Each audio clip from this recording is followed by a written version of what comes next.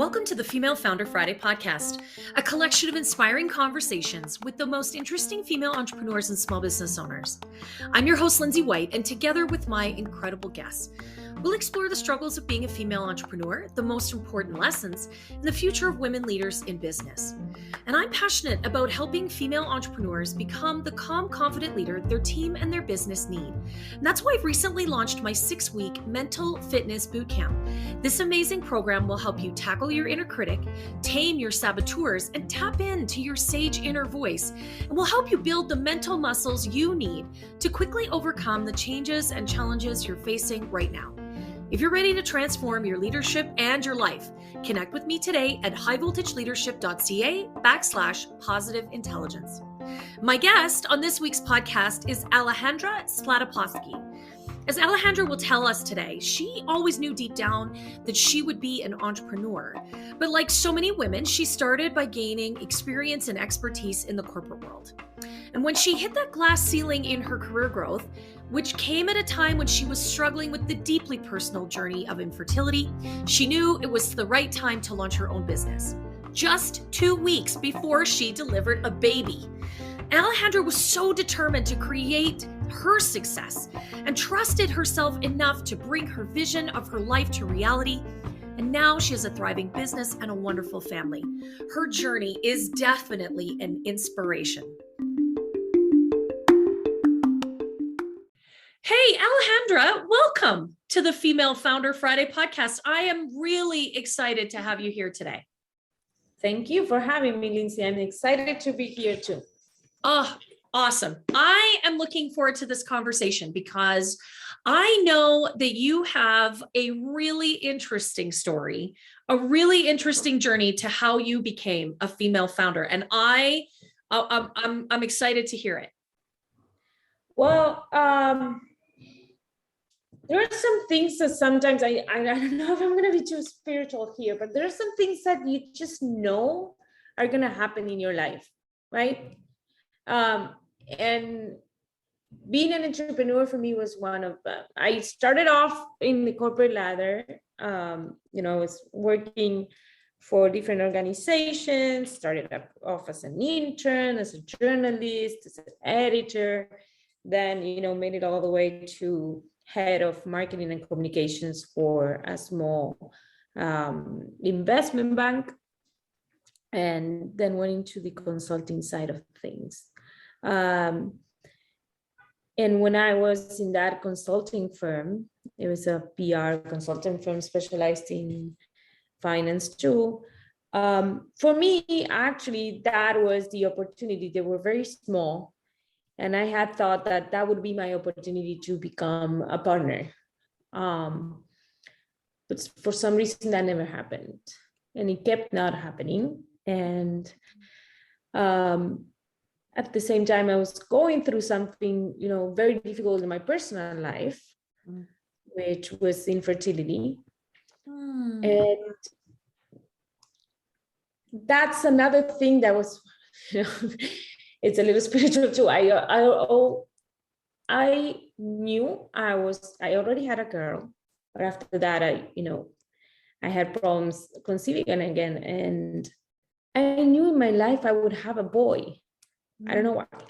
However, I become pregnant, and during my pregnancy in this agency, I still have the partnership conversations. They're not giving it to me. I'm 8 months and a half pregnant, and I'm like, I'm done. Yeah, I'm leaving. Literally 2 weeks before giving birth, I started my own company. Wow. By reaching out to my LinkedIn contacts and saying, hey, I just started my consulting company for marketing. Do you want to have coffee? My husband was looking at me like I had 2 heads. I bet he was. With that stomach out to sales meetings right now, really? But yeah, I was doing that. So I had 2 babies at once, basically. Yeah, I had the baby, and then I started my company. It was great. Yeah. I think that that's awesome. You had two babies. You had a real human baby, and then you had a business baby all at the same time. I love that. I don't do things halfway. That's for sure. No, but you know what? I mean, I hear this from clients pretty regularly that I was working in a corporate environment. I really wanted to grow my career. I wanted to move forward. And in some way, shape, or form, that really wasn't happening for me. And I recognized at some point it was not going to happen. Right. And that is a decision point for a lot of women to say, I'm going to go and do my own thing. Because at least if I'm working, I'm going to be working for me. I'm not going to be working for you anymore. Right. Exactly. I'm going to make my own business. I'm going to make my own money. And if I want to be a partner, I'm going to make myself a partner. I don't have to wait for you. Right? Yeah. And also, like, that's why I say for me, it was, many years in the making. I always knew I wanted to be an entrepreneur, but the conditions have to be met too. And sometimes the conditions are not only financial, or if you are in a stable relationship, or if you have your house, or if you decide where to live. Yeah. It's not about that. It's actually your mind and your state of mind and your journey as a person. That's why I related to my struggle, because I think that maybe if I hadn't struggled in that side and hadn't, come the other side, I wouldn't have trusted myself to say, if I did this, I can do that. You bet. So it is about, also trusting yourself. For sure. Absolutely. And we really do learn a lot about ourselves and our capabilities through the process of some of that challenge and hardship, don't we? Yes, for sure. For me, it was, going through that hardship. And I know that it's not spoken about that much, was life changing, but also after that, coming out the other side, having the baby and doing it, creating the business in my own terms. Yeah. That was key, because I also had the baby in my own terms. So my own terms, I mean, I didn't want an intervention and, a hospital birth and all that. So that for here, at least Miami, was very weird. So I had to go against the current. And then I went against the current in the business too, because I did not open an office. And this is back in 2014. And I was like, I'm never going to open an office. Yeah. My team is going to be completely independent and remote. Yeah. And that's always going to be. And pre-pandemic, mind you, now everybody says, oh, yeah, well, we work from home and everything's fine. But pre-pandemic, working from home was sort of, not well seen. It was, frowned upon. Yeah. And not having a big office with all of your cubicles and all of your, beautiful views was frowned upon too. But now everybody understands that, you don't need an office to be successful, right? So yeah, I was very proud because I came to trusting myself in making the decisions of what I thought was best. And that comes from maturity too. Oh. But I hope, people that start younger have that maturity to, do things on your own terms too. Yeah, I really love that. Having the baby on your own terms, building the business on your own terms, trusting some of that instinct, right? That intuition that I think, particularly as women, I actually think we all have intuition. I think what happens is we're kind of programmed out of it, whether yes. Oh like my in God. school, but also in the workplace. I know I found that for myself. I mean, I am a pretty intuitive person, and working in the corporate world, you are trained and coached and convinced to ignore that. Yeah. Right. And when You're you trained into procedures, into the Ford mentality, the Ford totally, assembly mentality. Yes. yeah, process and best practices and all of those things are great. Like, don't get me wrong. I think there's a lot of value in them, but I think there always has to be room for your intuition, for that gut check, right? Does this feel right? That's the question. Exactly what I ask my team to do all the time. And we design this, what we call the scalability blueprint in Scalto, and we have our procedures, but we invite the team to question it. Yeah. When you're using a tool, if that tool is not good enough, question it, because that's going to make it better. Yeah, I love that. We're not the church here. No, you know what? And I think that is such a beautiful point, and something that as business leaders, as female founders, as leaders in our families, but in our teams, in our businesses, we actually need to have the strength and the confidence and the poise to say, I want you to question me. I want you to question the process, the program, the roadmap.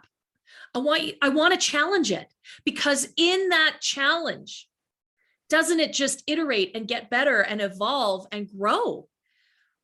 Right. And it also brings new perspective. Like, every single one of our team members, we hire them because they're smart. They obviously have some value to add. Right. Maybe they see things differently than we do. So I really love that. I think actually that's something that we embed in our cultures that just adds incredible value. Well, in the corporate world, especially, I come from Latin America, and in Latin American cultures too, you have this culture of respecting the boss. Yeah. Right? Yeah. Don't question the boss. And that I invite, my team members all the time to question me. But also, we actually embedded it into our values. And what you were saying about being authentic, we said, one of our core values in Scalto is authenticity and bringing your whole self to work. Love it. Because if you don't bring your whole self to work, you're not giving me your best. No. You're putting in a suit. You're putting in an act. Yeah, you just put in time. Whatever you think I'm expecting from you. And that's not going to be good enough, because it's not going to be a whole. Yeah. And I love that you create the environment, right? Like, we as business leaders, as female founders, we have to create the space where people feel the trust. They feel the safety and the confidence that they can show up with their whole self. Warts and all. I mean, we're going to make mistakes. We're going to screw it up. But if I can bring my whole self to that, then I can make it better. I can learn, I can grow, and the business grows as a result, right? Yeah, exactly. A little while ago, I was having that issue with a team member. I was like, I feel like you don't feel like you can make mistakes. Yeah. Making too many excuses. And that drove me nuts. I'm like, no, don't make excuses. You made a mistake. Tell me what's going on in your life. Love it. Tell me what is it that's going on? I know your quality of work can be better. So just tell me what's going on. Bring your whole self. Because if you hide it, then I cannot understand where that work is coming from. I love that.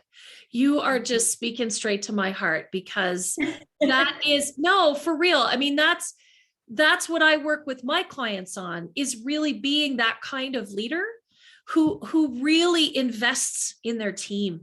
And when we do that, when we create that investment, when we create that space, then our team will really bring their best to the work every day. They'll bring their best to our clients. And ultimately, then our clients will feel that experience, right? So I really love hearing you say that. Mm-hmm. So, okay, so let me ask you this, because you're talking to your employees about, hey, it's okay to make mistakes. I want you to make mistakes. Where have you made mistakes as a female? So many. Right? Made like 5 of them yesterday, but for me anyway. Yeah, every day. not enough patience with clients. Yeah. Right. No, but not really investing early enough in the business. Okay. Biting the bullet, spending less money in my life and more in reinvesting in my business. That's one thing. Yeah. That's for sure. Then just going without a time to stop and evaluate what I'm doing. Like truly, not just a little exercise. Yeah. The first exercise that I remember that really worked for me was a coach that he's actually a very dear, like he was a long uncle of mine. Yeah. And he became my coach, but he's very successful entrepreneur. Well, he has a background, but I found him, by chance of life, he became my coach. And he made this exercise that was, well, it was in Spanish, but in English it would be drivers and drainers, I call it. Okay. Interesting. So it's a very simple exercise. Do 2 columns every day. What provides you with energy when you're doing it? So you finish something, you finish a meeting, you finish some work, and you feel energized. You're like, this was good.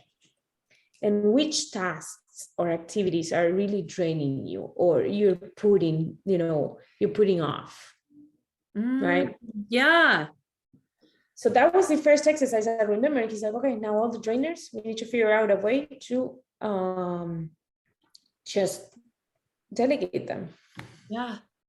Oh, I love the simplicity in that. Yes. Drivers versus the drainers. And then how do you do more of what drives you and gives you passion and energy and fulfills you? And then how do you find other ways, other people, or just generally stop doing the things that Exactly. I think that's got to be part of that too, is like, are there things on this drainer list that I'm not doing at all? Yeah. These things need to go away. We need to stop doing these things effective immediately.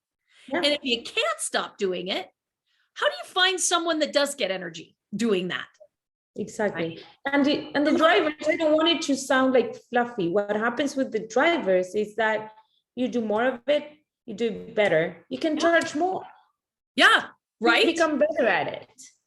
Yeah. So it's not just fluffy of, because everybody says, do what you do best, find what you're good at, or, find your passion and pursue it. And I'm like, that's a little bit of BS, because passion includes hard work that sometimes you don't feel like doing it. Yes. There is a part of that, right? Yeah. So it's like, it has to be, there has to be a compromise too. So sure.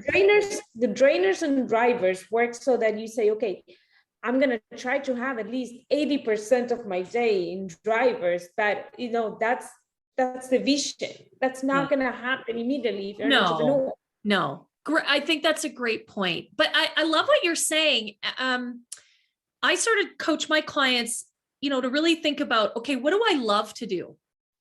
What do I love to do, but maybe I'm not really good at? So for me, that's painting.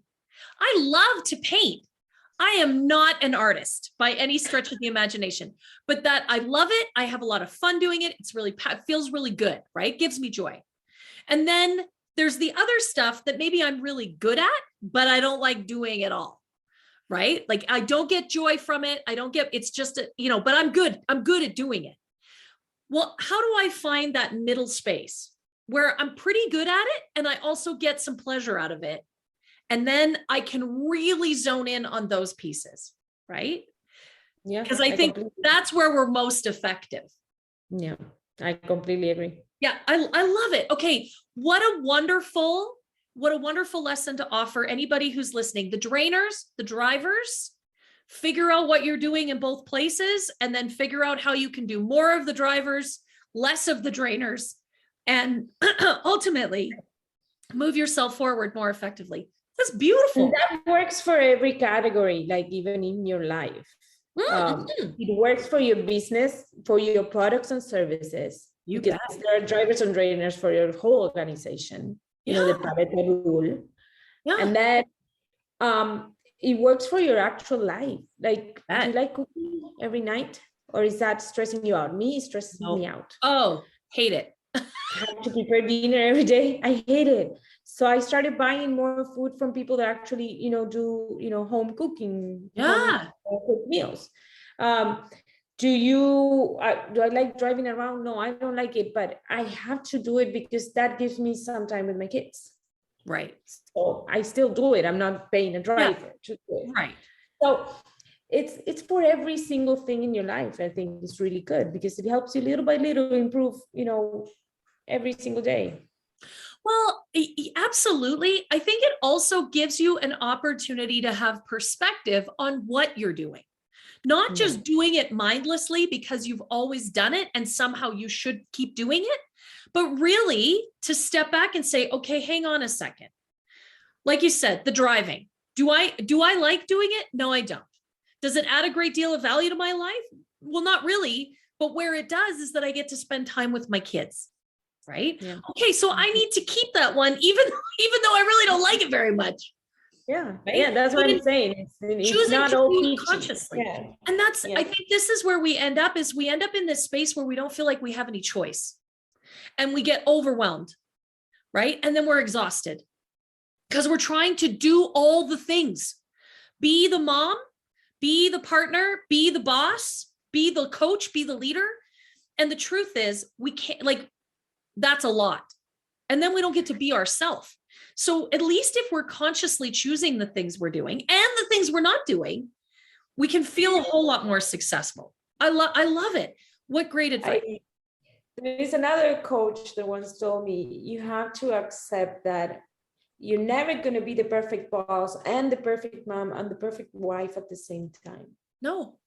Well, you may be the perfect boss for some time, and then you'll be the perfect, one or the other will suffer. And accepting that for me was a huge part of my journey. Yeah. It sounds stupid, but once you truly accept it, it's like, wait, there are times that I'm really present with my kids. Yeah. And times that I'm really present with my work. And those are not at the same time ever. One of them is always going to suffer. And I didn't want to accept that. And that was really burning me out. Because no, I have to do both perfectly. I have to do it all perfectly.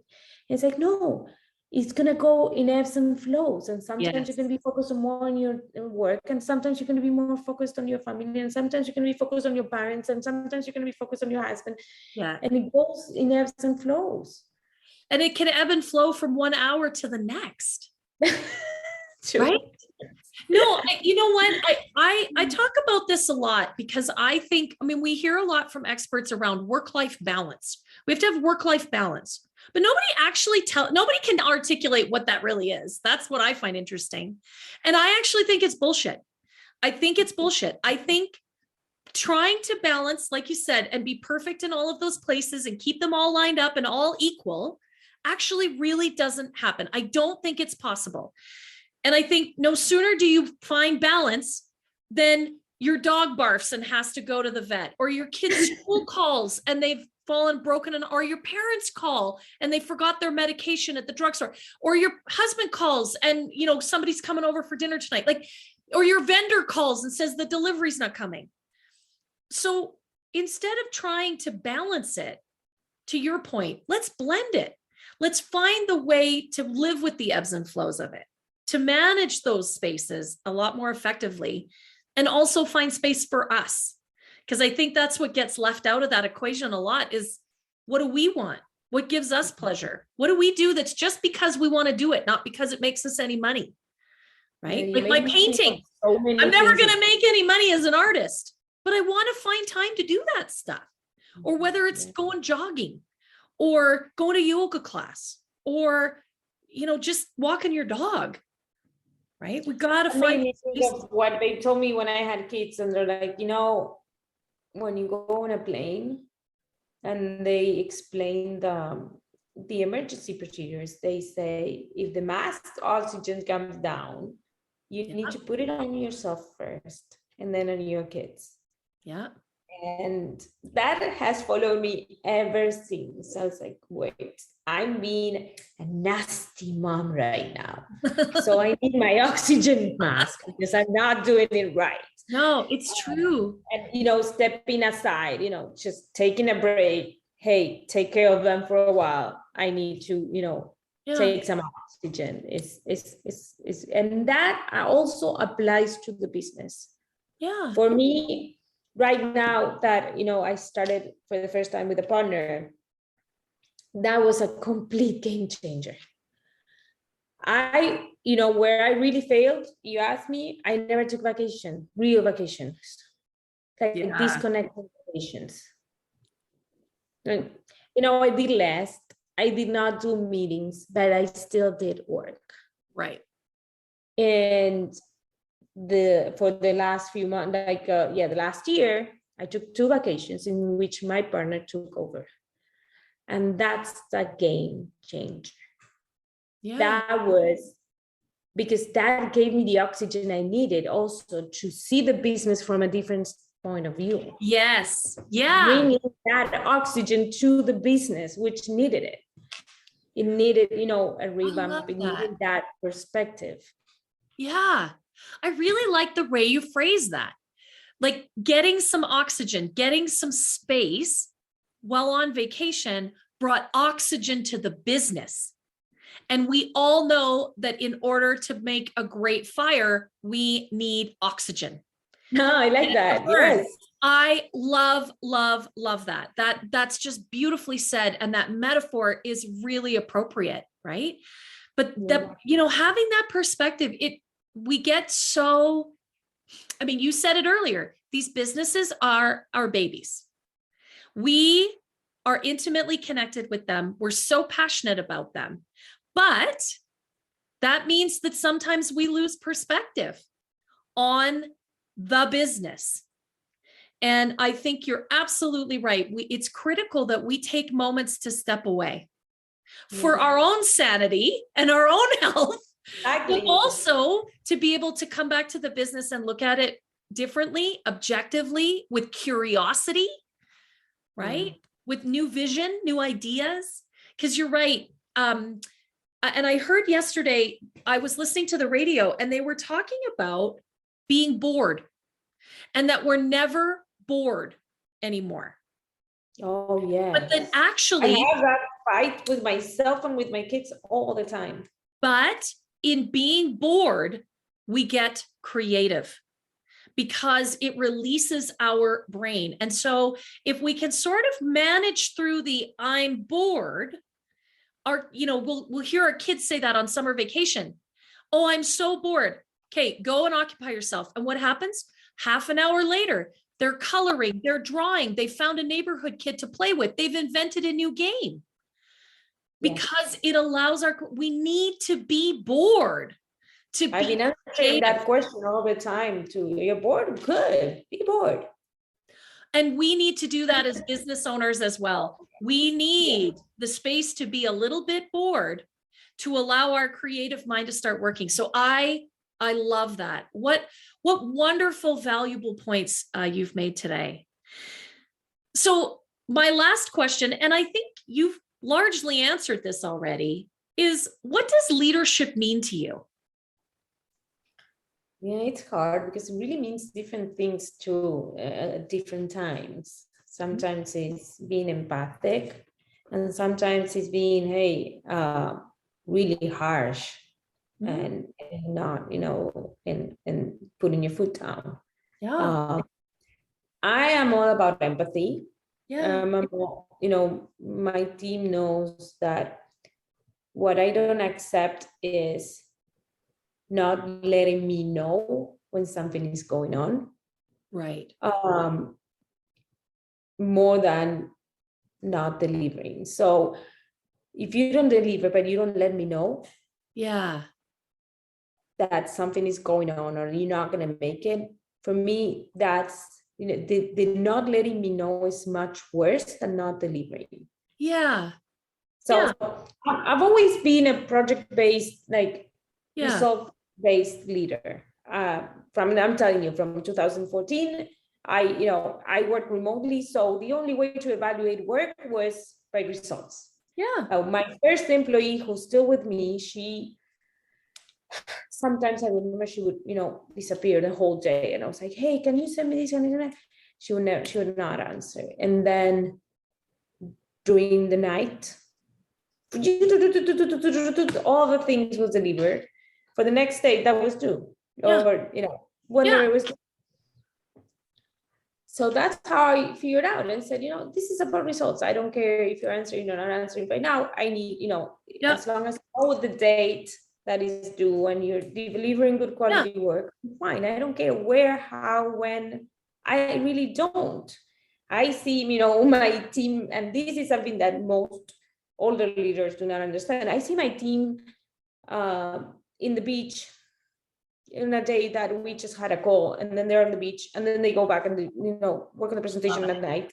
And then I don't care what you're doing as long as you're delivering. What I do care about is I will not accept you being late without letting me know that you're late, or doing mistakes without meeting them, or just not being open and not owning your work. That's another one of our, huge values, own it. Yeah. Yeah. I really appreciate that. I think the last couple of years have shown that when you evaluate performance based largely on results, now there's got to be a few other pieces thrown in there, but what are the results you're producing? That's really what it's all about. And it doesn't matter when you do the work or how you do the work or the time of day you do the work. What matters how long it takes for you to do it. That's the hardest part. How long does it take for you to do it? I don't care. Just get it done and do it well. And yes, communicate with me along the way, right? Let me know what's going on. Are you encountering roadblocks? Are there issues? Are there things you need support with? Is there learning I can supply to you that will make this easier? All of those things fit in along the way. But yeah, I think that actually is really where we're moving to in terms of leadership, whether it's in a small business or in larger organizations. We just need to manage to expectations, not manage people's time or their spaces or any of those things. And talking to where I'm failing as a leader, and where I think most leaders fail at, I'm trying to get better at it, is at asking for feedback. Yes. That's hard, isn't it? It's really hard. So I've been asking for it, more constantly, and saying, hey, what am I doing right? What do you need from me? What am I doing wrong? Where am I failing? I think that is one of the hardest things to do as a leader and a business owner, right? Because we're kind of wearing two hats, is to ask for feedback and then to create the environment where people feel like they can give it to you and keep it straight, right? Like that's the other part. There's got to be a personality. It takes a personality in people. It's not the same. Like to have people that are results oriented, that are responsible, and that have the guts to say, hey, this was not clear, you're not helping me, or whatever. It is an environment, but it's also a recruiting issue. You have to make sure that the people that you're getting to your team, if you want that culture, they have to have that personality too, or that they're going to learn to do it. Yeah. And we as leaders, we have to manage our reaction so that they feel like they can deliver it without us freaking out. Ultimately, right? Like I think that's a relationship with a lot of trust and a lot of safety. I feel like I can go to my boss and say, hey, here's what you're doing really well. Here's where I think you need to improve. Here's how you can help me. Like that. I know. A few years ago, that sounded like insane. Right. To go to your boss and say that. But now I think, little by little we get there. I love that. Well, thank you so much for everything that you have shared in this conversation today. It's just been a really wonderful chat, and I hope everyone that's listening has just really taken note of all of the amazing wisdom and ideas and thoughts and things that you're working on, that you've shared with us. Thank you so much for your time today. Thank you. It was really, really fun. And I also learned a lot from you. Oh, wonderful.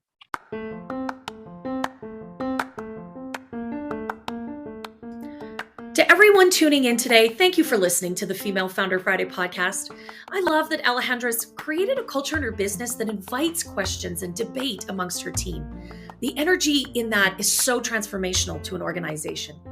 And you can find out more about Alejandra and the incredible work she and her team do at Scalto on LinkedIn.